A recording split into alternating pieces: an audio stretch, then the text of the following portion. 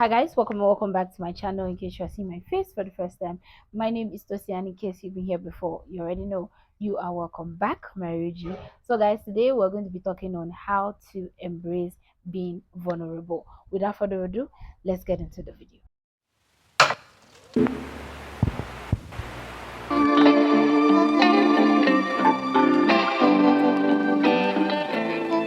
So guys, before we get right into the video, I want to mention that for you to click on this video is because you want to, be vulnerable. You don't want to bottle things in your mind all the time.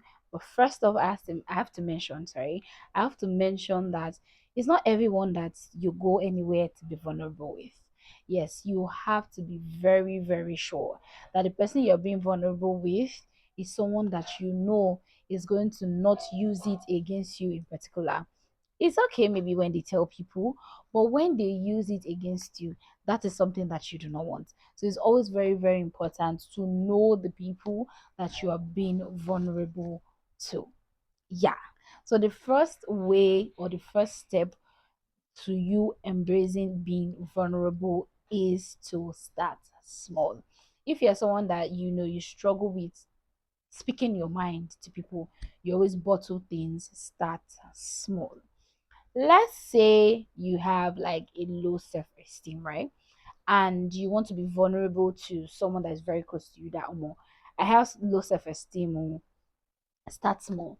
Start small by telling the person that you are not confident, in doing certain things before you can now go deep down into the fact that, oh, you have low self-esteem, maybe because this and this happened, or you have low self-esteem because you've not taken out time to build your confidence. It's very, very important to start small. There is no pressure when it comes to being vulnerable. Very, very important, because to the person you even want to be vulnerable with, you don't want to bombard the person with so much of a vulnerability. So it's always very important to start small with, I repeat, the people that you trust. Yeah. The next one is be open to correction, be open to learning about other people's opinion, because that's actually one of the main reasons why you want to be vulnerable, right? When you think about something and you have it at the back of your mind that, okay, this and this is what it is, for you to be able to speak about it is because you want to hear other people's opinion, right? So it's always very, very, very important to always be open to correction. If you are being vulnerable, it's because you want that person to say one thing. Like I mentioned before, the example I mentioned before, oh, I have self-esteem issues, right? You are telling that person, you're being vulnerable to the person because you want that person to tell you something that can help you with your self-esteem. So it's not like the person is going to tell you something and at the end you are going to be like, no, I'm still going to go back into my shell. No. Be open to corrections, be open to learning about other things, be open to learning that yes, you can work on your confidence, you can work on your self-esteem, whatever it is that made you to have low self-esteem, that's in the past. You can grow more to be a better person, like things like that. I'm just giving examples, but things like that, be open to. You can't block your mind and be doing it all. No, you don't. For you to be vulnerable is because you need help. Let's just put it that way. Yeah. The next one is to express your feelings and thoughts. Now, you can't be vulnerable if you don't express your feelings. Now, we go back to our example, when I talked about self-esteem. Now, you're trying to tell me, let's say I'm trying to tell you that, oh, I battle with self-esteem. That's how you feel.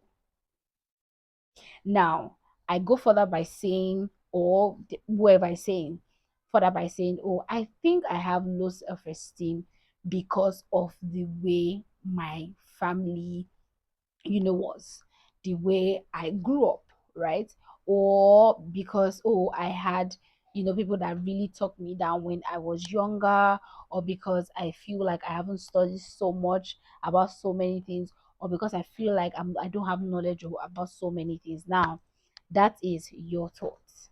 That is where you have to be open to correction, open to other opinion. And that person might say, oh, I don't think so. I think, okay, you figured out that you have low self-esteem. I feel the person is trying to give you their own opinion. And that cannot happen if you are trying to bottle up your feelings and your thoughts. Now, if I was a therapist, if I had someone come to me and tell me, oh, I have low self-esteem, the first thing I will ask the person is, why do you think you do? Right?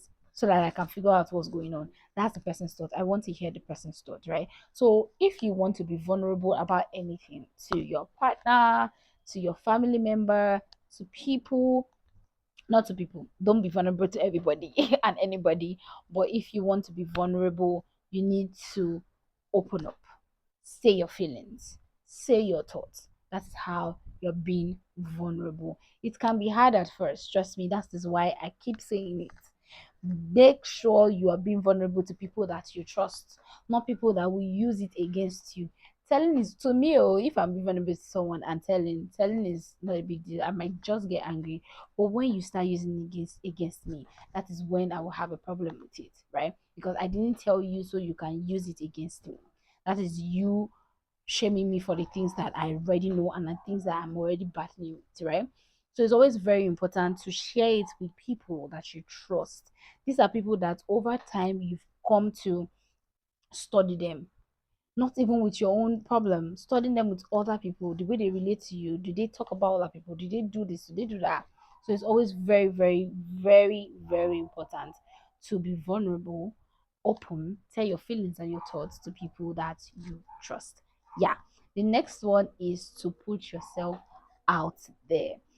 You need to put yourself out there. You need to come out of your comfort zone of bottling things up, comfort zone of being by yourself, comfort zone of thinking that, oh, it's just me, it will always be me. Yeah, I always preach one man mopu. I always preach be by yourself because that's what I am. But at the same time, you need to put yourself out there. You need to go out. You need to meet people. You need to bring yourself out. It's not practically like going out, but you need to be able to come out, right? For people to for you to be able to be vulnerable, to people, come out of your comfort zone of always bottling things up. Now, I am going to tell you guys that as a firstborn daughter, it is so hard to be vulnerable, because there wasn't time for you to be vulnerable like that because you have to bottle things in your mind. And when I started working on my vulnerability, I started just speaking my mind. Oh, I'm sorry, I can't do this. Oh, I'm sorry, you did this and this and this. I didn't like it. That's me coming out of my comfort zone. I don't like to be vulnerable. I don't like to tell people things. But lately, I'm like, if I don't do it, I keep bottling things up in my mind. Do you understand? And over time, it's going to make me start thinking about things in a different type of way, even start assuming things that are not. So you have to come out of your comfort zone. I had to come out of my comfort zone of bottling things up and saying that, okay, you did this, I didn't like it. Okay, you did that, I didn't like it. Oh, I want this. Oh, I don't want this.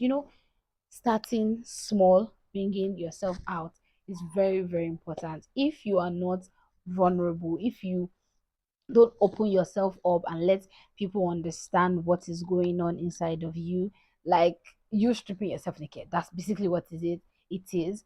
You won't be able to embrace vulnerability. You will feel like, oh, vulnerability is weakness. Vulnerability is not weakness. You being vulnerable is not weakness. The only thing, like I said before, is who you are being vulnerable to.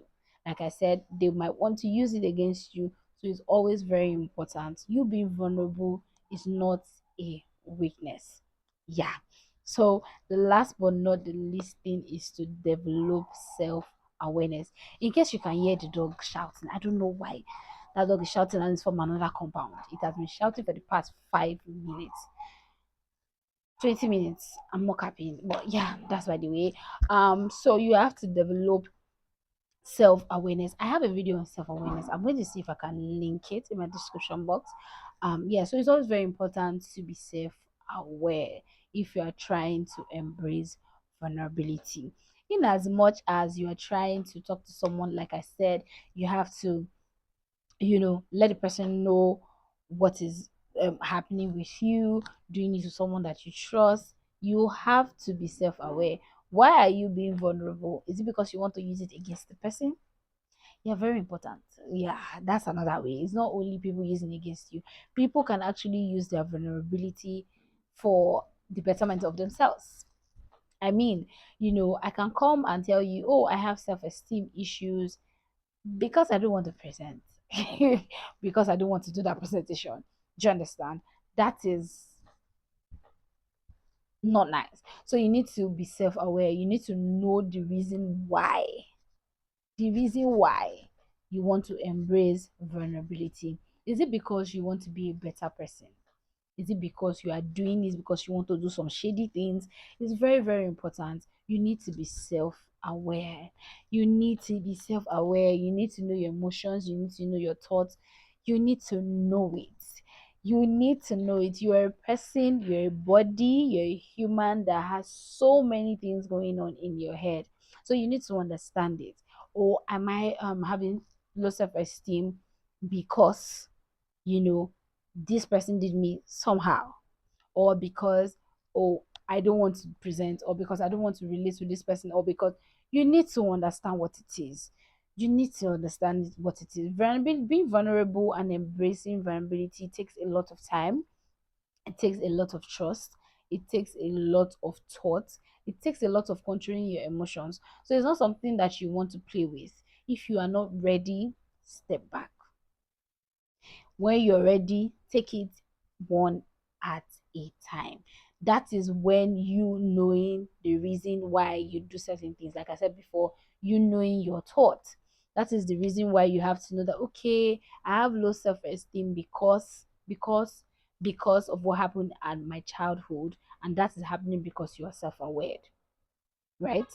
Very, very important. So guys, we've come to the end of this video. I hope you learned one or two, and in case you have someone that you know that this video is going to be useful for, please send this video to the person. Give me a thumbs up. I really, really appreciate it. Don't forget to hit the subscribe button so you know every time I drop a video. I'll see you guys in my next video. Bye y'all.